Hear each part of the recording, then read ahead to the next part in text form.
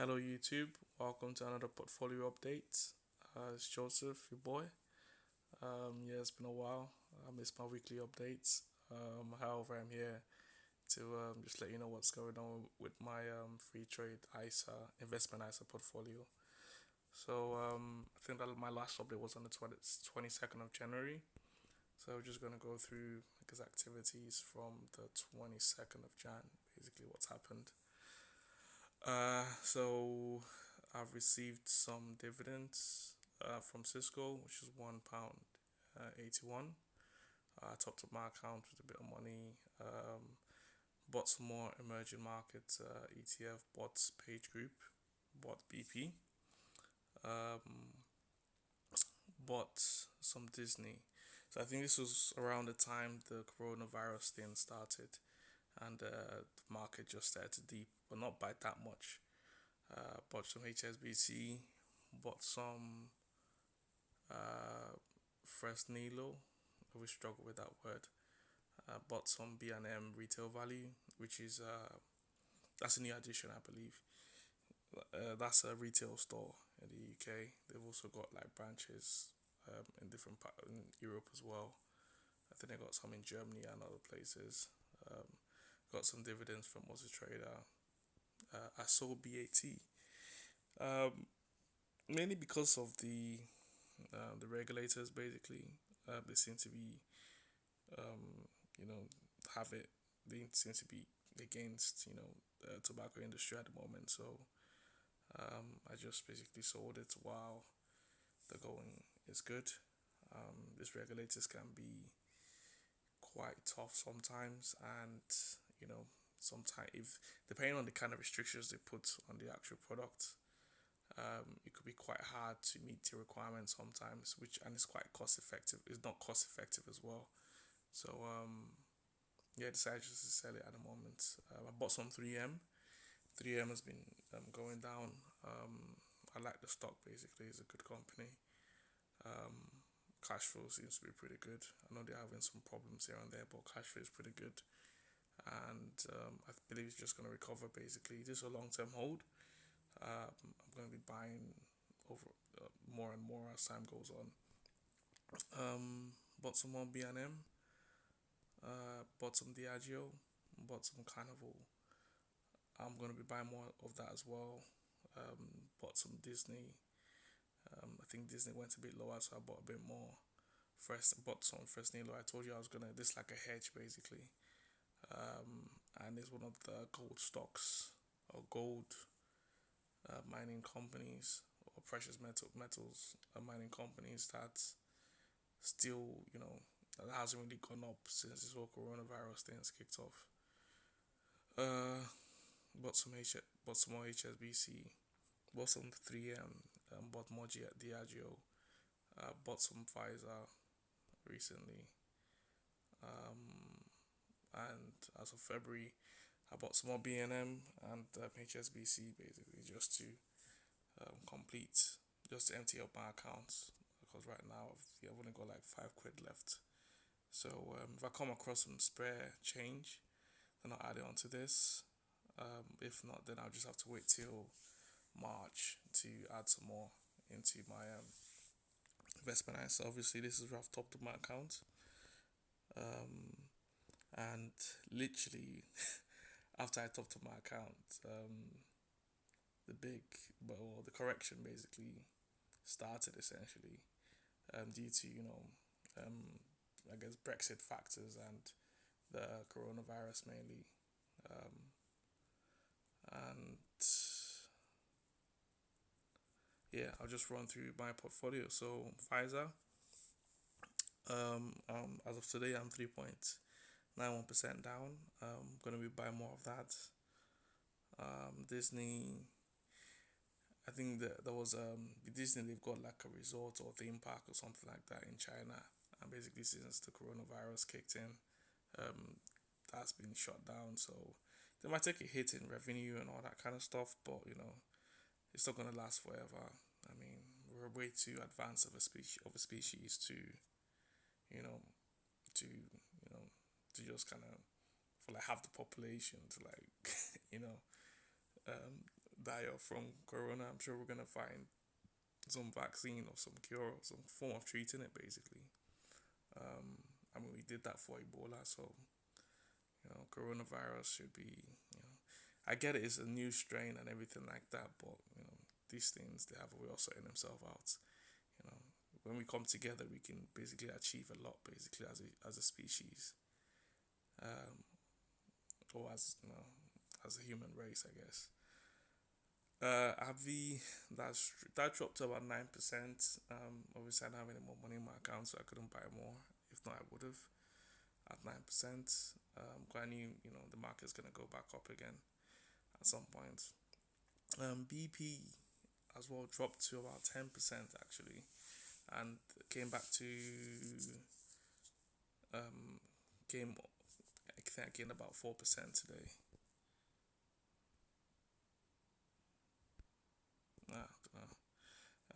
But it's come back to about 6%, 6.81%. Uber has actually been doing pretty well actually. It didn't really drop during the whole when the market was actually falling. It pretty much held steady. I think it's gone a bit higher today. Yeah, 2.81%. Yeah, there you go. Over the past 7 days. Yes, it's kind of held its own. Uh, excuse me. I think this is due to um, basically they sold one of their businesses, I believe in India, which was a loss making business, and there's some other factor as well. Can't remember, but he was doing pretty well.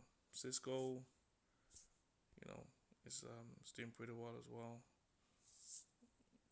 I believe in Cisco. I believe in it. It's a long term play, and dividends is good as well. So if this drops more, I'm gonna be buying more Cisco. 3M, I'll be loading up on this basically. It's dropped to yeah, it's dropped. It's pretty much back to um, where it was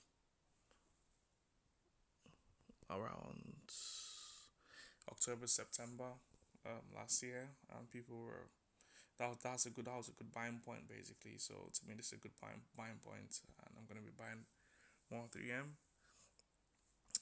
Diageo, it dropped a bit. It's in a negative now. If it drops anymore, I'm gonna buy some more. Vodafone, I'm gonna hold off on Vodafone at the moment actually. I just kind of reassess what's going on with that.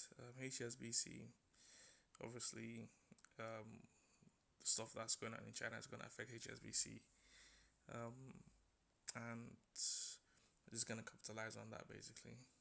Palo Alto hasn't really done anything. I was expecting it to be a bit better than this actually, because it was either between Palo Alto or Okta. But Okta seems to be doing pretty well, but I've chosen Palo Alto based on my assessments of the actual fundamentals of the stock, and I prefer Palo Alto basically. Um, France Nilo, that's dropped a bit. Well, I'm in the negative actually, 3.30, and I'll be buying more of it. Excuse me, I've got a bit of a cold. Um, Micro Focus, yeah, they've basically the chairman or the CEO basically, I believe, is resigning, and they have a reduction in revenue and operating profit as well. So you know, it seems like there's a bit of problem. I think they bought part of HP, which is HP Enterprise um, sector, and they've had problem integrating that with their current business model. So hopefully they can bring someone in that can actually make that work. If they manage to do that, then potentially things will be looking better for them. Um, Dividend wise, just to maintaining their dividend payments. But if things get any worse, I think they're gonna struggle to do that. But at the same time, I'm gonna be buying more of it anyways. I think they've got like a nice little niche there, within the UK, anyways. I don't know about the US or anywhere else. Um, Visa, everyone knows Visa. You know, yeah, that's holding strong. S&P 500 healthcare ETF, that's doing pretty well as well.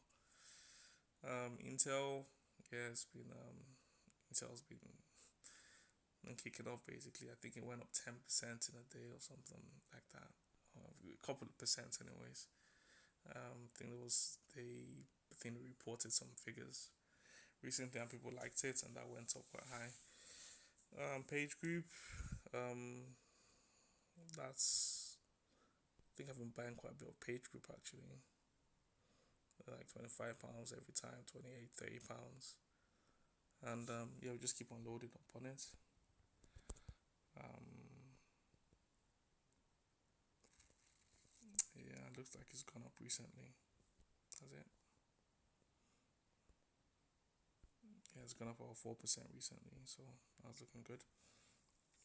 Microsoft, everyone's loving Microsoft. Seems like there's gonna be just based on market sentiment, basically, no fundamentals. But looks like people are looking at Microsoft's share, and there's gonna be some kind of influx of buyers basically going into Microsoft. Because at the end of the day, in terms of share price, is actually pretty cheap when you compare it to the likes of Amazon and Google and all those other big tech companies and stuff like that. And Microsoft pretty much are into this. This is an amazing company. Basically, they're into a lot of things. I mean, they're a company of the future, basically. Auto Trader, that's holding strong as well. Carnival. Um, yeah, this is basically the value stock and the dividend stock as well. So I'll be buying more of that. Um, B&M Retail Value. I like their business model. Um, and I like the way they basically handle cash within the store. I actually went to visit a store recently, and you can kind of see the strategy. It's not they basically they try to have in stock what they want to sell. Essentially, they don't overstock things, so they tend to manage money pretty well. And that's what I do. If I see a product, if I go to the supermarket and I see a product, it's always like off the shelves every time. Then I just go have a look and like what company makes this, or is it Pepsi? Is it um, a Unilever product or something like that? And I'm just like, okay, what's going on here? So people must like this product. It's a bit like Fevertree when they brought out the what is that, tonic waters and those drinks and stuff like that. I'll go into the supermarket and basically you'll see like people like taking those like on a Saturday, Friday, and like what is this? So I bought a bit of Fevertree. I've sold it now. I think it became overvalued, and they basically people are copying the product now. So revenue potentially isn't going to be that much because people are basically creating the same product for cheap or for a cheaper price. I mean, if you go Aldi or Lidl, you're gonna see some of that stuff there. Obviously, different branding, but pretty much the same product. Anyways, I digress. Smith and Nephew. Um, yeah, that's basically holding strong. I think it dropped a bit. It was about 18%. It's dropped 5% or 2%. Yeah, 2.4% basically last week. Highland Gold hedge seems to be doing pretty well as a hedge. Um, yeah, it's up 17.49%. When that's so, I think when things are going good again, potentially this is gonna drop. So that give me an opportunity to load up on more of this actually because I do like that stock. Um, Red World steady increase. Um, it's up 8.3% in the last month. Yeah, so it's just a nice little steady increase, and we got a nice trend over there. Countryside, yeah, this is one I wish I put more money in, but you know, I tend not to put money into stocks once they pass like the 20% mark. I just go look for another stock basically that I can buy and collect my gains from, from the ones that have exceeded 20%. Unless I believe it's gonna, go a bit further up, or if it's not, if I've only got a small amount of money in it, then I just probably sell it off anyways and look for another stock to invest in. Then I've got emerging markets. That's basically zero. That was down about 2-3% before, but it's kind of it's leveled out. I think the markets there's like people are less scared about the whole coronavirus thing. I think it's a bit early to say that, but just we could just watch and see. But the market rebounded today, so I guess people are not too scared anymore. iRobots, that's dropped a bit as well. I have a feeling that's gonna drop a bit more. But we'll just wait and see. Global clean energy. Um, yeah, that's at six. That's up 16.47%. I remember when this ETF basically wasn't doing much in terms of moving; it was just holding. So it's amazing how things can change just within the blink of an eye, basically.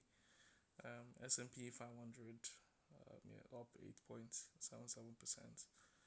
So I've sold. I feel a bit gutted actually. I didn't feel too bad I think last 2 weeks when I sold it, but seeing the price now and where it's gone to like 900 or something, or just yeah, Tesla, the stock I'm talking about. So I think I sold it when it was, I think it was around like six.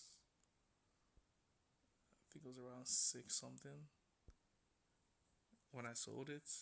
Um,